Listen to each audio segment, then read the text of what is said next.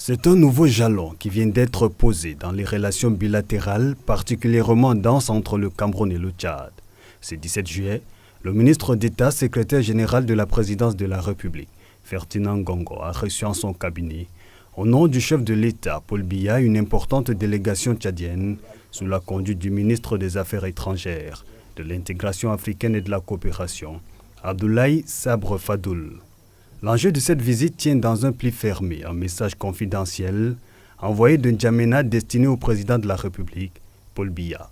Ce message a un rapport avec cette qualité des relations qui existe d'abord entre les deux chefs d'État, puis entre les deux pays.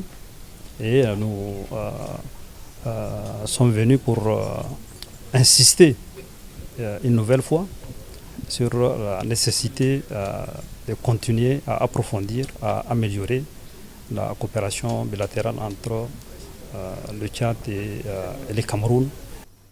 L'échange direct et fructueux a duré près d'une heure, traduisant la pertinence des sujets d'échange et la parfaite convergence de vues entre Yaoundé et N'Djamena. Mais au-delà de l'avancement des grands projets d'infrastructure, il y a lieu de relever que le ministre tchadien des Affaires étrangères était accompagné de la ministre du Pétrole et des Hydrocarbures, Fatima Aramassil, dont la présence est venue rappeler le caractère hautement stratégique de ce secteur pour les deux pays.